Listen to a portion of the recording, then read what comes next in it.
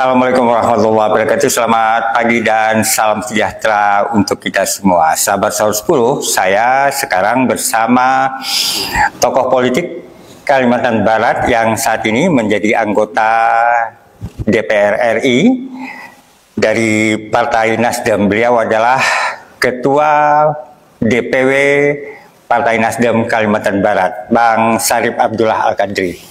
Apa kabar, Bang? Baik, alhamdulillah. Ya. Bang,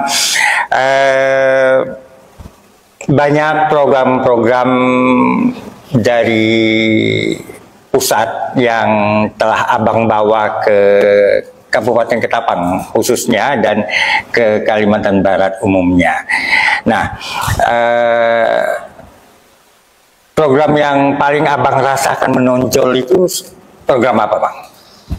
Ya, kalau program juga yang saya perjuangkan termasuk di Kabupaten Ketapang ini sejak 2016 malahan. Karena saya dilatih 2014. 2016 ya ada beberapa program seperti perumahan, BSPS itu, atau yang dikenal dengan bedah rumah. Kemudian ada PTKI untuk saluran irigasi pertanian. Kemudian juga ada PISU, jalan wilayah kewilayahan antar desa, dan yang lain-lain. Jadi saya kira sejak itu memang sampai sekarang lah terus kita kita perjuangkan, karena memang Ketapang adalah bagian daripada dapil yang dapil mengutus saya di DPR RI, sehingga saya punya tanggung jawab moral untuk itu. Untuk walaupun suaranya di Ketapang saya belum signifikan gitu.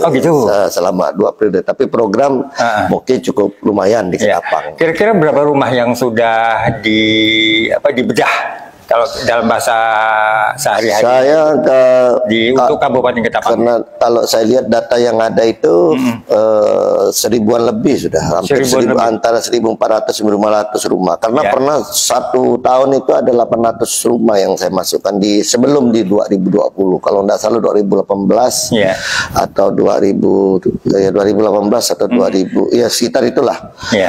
Itu. Jadi waktu itu masih Pak Muhayyan Siddiq yang di sini sebagai sekretaris yang mengusulkan berkaitan dengan bedah rumah itu, termasuk program-program yang lain, termasuk juga alat-alat pertanian. Kalau sekalbar bedah rumah ini yang sudah Abang bawa ke Kalbar dari pusat ini? Di Kalbar ini ya mungkin hampir 30-an lah ya. 30-an ribu. Iya, kebetulan saya merata di 9 kabupaten itu juga saya masukkan ya. Walaupun mungkin ada kabupaten yang dominan, ada yang sesuai dengan sesuai dengan kemampuan yang ada di wilayah itu. Sahabat Sahur 10, Bang Syarif Abdullah Al-Qadri ini adalah anggota Komisi 5 DPR RI, dan yang paling penting ini adalah Wakil Ketua Badan Anggaran DPR RI. Nah, posisi sebagai Wakil Ketua Badan Anggaran DPR RI ini tentu dapat dan harusnya dimanfaatkan dalam tanda kutip oleh daerah untuk kemajuan daerah. Bang, salah satu mungkin yang perlu dibawa oleh Abang ke Ketapang ini adalah masalah transportasi, masalah jalan. Kita misalnya di Ketapang ini masih menghadapi kesulitan dalam menyelesaikan ruas antara Pelang Tumbang Titi. Nah, mungkin enggak dana pusat itu ditarik juga untuk membantu penyelesaian masalah-masalah jalan ini? Ya, jadi gini, saya itu ketika saya wakil Badan Anggaran mendorong, kan banyak nih apa faktor kerusakan jalan kita. Ternyata ada beberapa faktor, terutama juga disebabkan dari dari investasi yang ada di daerah, apakah perkebunan, pertambangan dan sebagainya.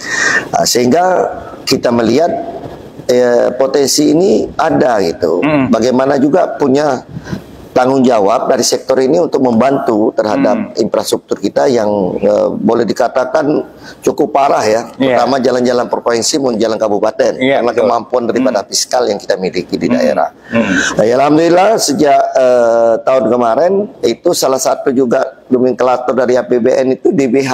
DBH ada bagi hasil yang kembali ke daerah penghasil perkebunan, bapaknya yang kelapa sawit, apalagi ketapang cukup besar ya, kawasan sawit. Nah, itu nanti juga dana itu digunakan dengan tujuan untuk memperbaiki infrastruktur, terutama jalan-jalan itu.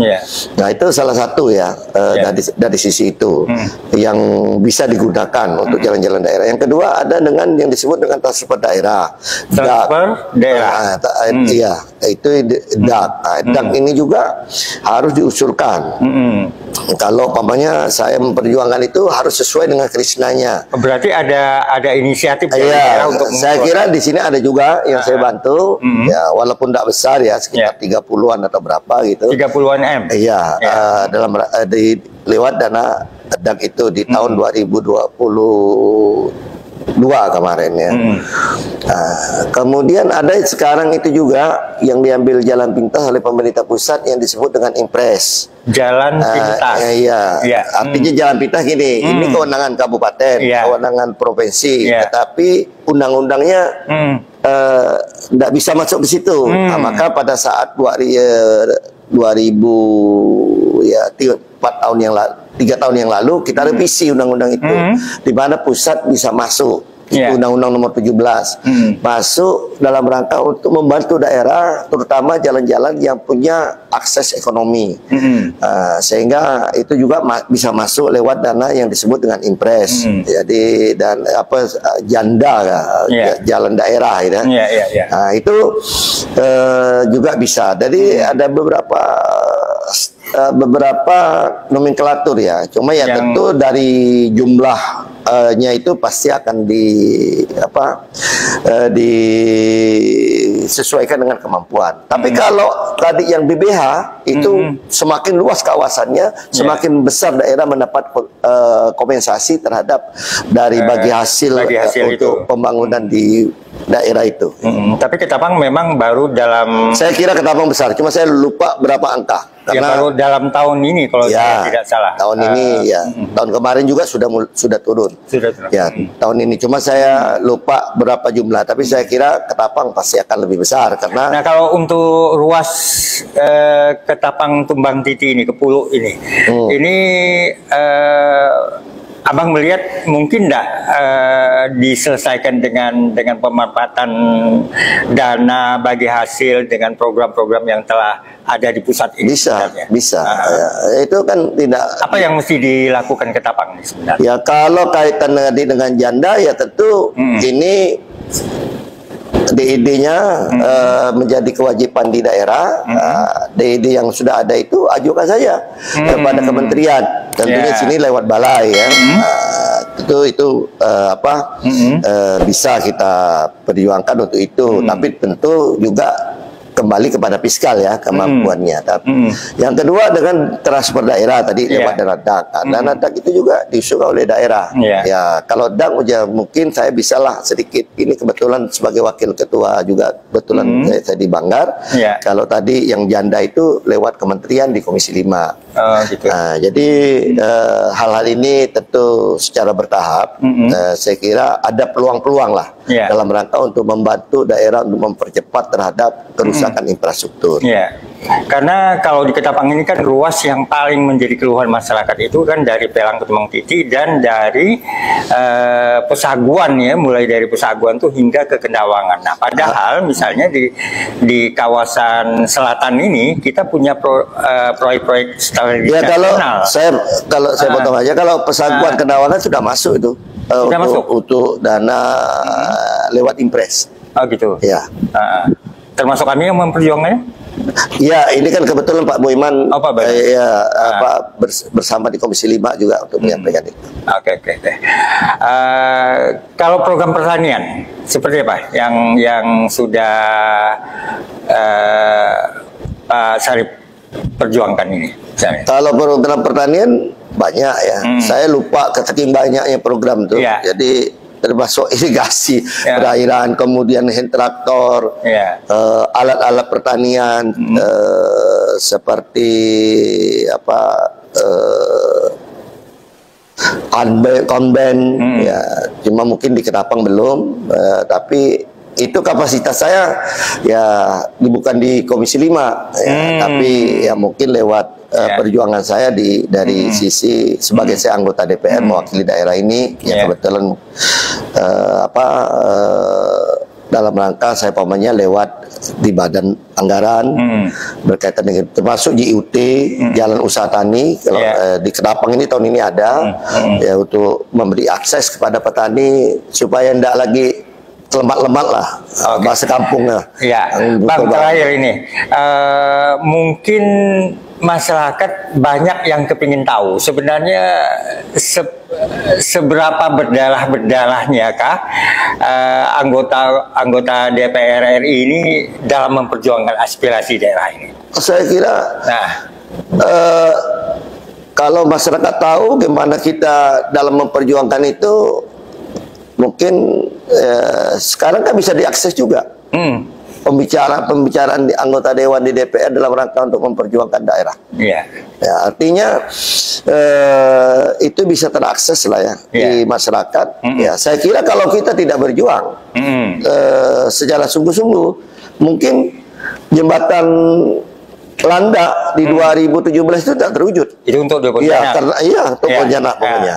Itulah fungsi saya di Komisi 5 waktu itu. Pak Tarwiji bilang udah ini berkali-kali kita anukan tapi belum dapat anu dari pusat. Waktu itu akhirnya pada 2017 itu disetujui. Termasuk jembatan penyeberangan Sambas. Ini proyek-proyek yang besar lah ya. Dari di wilayah Tebas itu ke Jawa itu. Nah, itu waktu saya reses di 2016, Pak Sekdanya waktu itu Pak Peri waktu itu masih Kepala Dinas PU dan Bu Juliati masih Bupati. Ini kita sudah lama, tapi belum ada progres. Alhamdulillah waktu itu ya 2018 DD-nya selesai dan sekarang mudah-mudahan di awal 2024 sudah bisa selesai dan itu bisa digunakan. Kemudian jembatan Kapuas 1 duplikasi kan alhamdulillah sekarang kan itu macet. Nah, sekarang kita sudah juga di idenya selesai jembatan Kapuas 3 tinggal nanti nunggu pemerintahan terbentuk. Kemudian juga kita sedang perjuangkan jalan tol yang saya kira sejak 2017 kita komandangkan untuk perlunya tol di Kalbar. Kenapa? Karena wilayah utara itu cukup padat, lintas utara. Apalagi sekarang ada pelabuhan internasional di sana. Artinya daerah itu mesti mau mengusulkan gitu. Harus. Saya kira memang itu. Dan juga tentu juga proaktif dari pemerintah daerah juga untuk bersama. Itu kata kuncinya. Kalau saya sebagai anggota DPR, ya saya selalu welcome saja karena saya adalah kita tidak sekat-sekat dari sisi mana, partai segala macam ya. Bahkan saya tidak sekat juga bahwa saya di Dapil 1 atau di Dapil 2. Artinya dalam rangka untuk memperjuangkan untuk pembangunan percepatan pembangunan daerah, setiap saat saya siap gitu. Karena itu adalah momen kita, kebetulan kita lagi berada di sana supaya jangan sampai sudah selesai. Kenapa ya dulu saya tidak perjuangkan pada saat itu saya bisa memperjuangkan itu. Itu yang saya kira yang saya selalu menjadi pedoman bagi saya. Oke, berarti cukup berdarah sebenarnya perjuangan teman-teman. Kalau berdarah enggak. Kalau berdarah kan keluar dalam bahasa. Tapi berbul ini terakhir Bang Syarif. Kita kan di tahun politik ini. Sebentar lagi, sebulan lagi, bahkan kita akan melakukan pemilihan. Nah, harapan Pak Sarip ke depannya seperti apa agar jumlah wakil rakyat yang dari Partai Nasdem di Ketapang ini dapat bertambah secara signifikan? Ya, saya kira itu penting karena dewa-dewa perwakilan rakyat itu kan memperjuangkan kepentingan daerah. Apakah di provinsi, apakah di kabupaten, di pusat. Saya kira Nasdem komit untuk itu. Bapak kan tahu, kalau dilihat dari sisi suara kan, kalau cuma hanya berpatokan itu, mungkin saya tidak memasukkan program di sini. Tetapi apabila juga artinya Nasdem mendapat tempat di masyarakat Ketapang, tentu saya akan tentu mempunyai tanggung jawab lagi untuk lebih memperjuangkan ke Kabupaten Ketapang. Selama ini juga sudah saya perjuangkan. Jadi saya kira memang masyarakat ini harus betul-betul dalam menggunakan suaranya 14 Februari yang akan datang itu, itulah sebagai mereka untuk 5 tahun ke depan, sehingga pilihan itu memilih kepada pihak-pihak yang tepat dalam rangka untuk memperjuangkan daerah. Tidak bisa terlepas karena apalagi DPR RI, pemerintah kita itu kan menganut 3 asas: desentralisasi, dikonsentrasi dan mendebuin. Artinya ada kewenangan pemerintah otonom. Ada kewenangan dikonsentrasi di situ.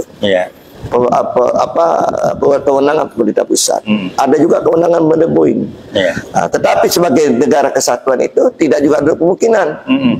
Walaupun otonom, pemerintah pusat punya tanggung jawab juga seperti tadi lewat impres. Kemudian kalau dana dekonnya lewat DAK itu.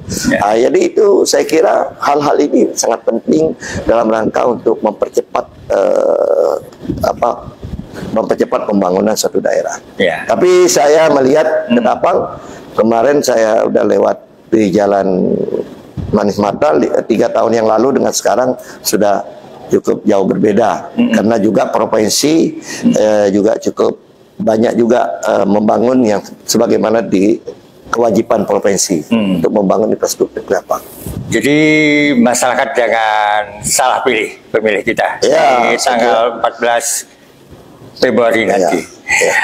Bang Sarip, terima kasih atas kesempatan bincang-bincangnya. Yasmin Umar untuk Sorot 10.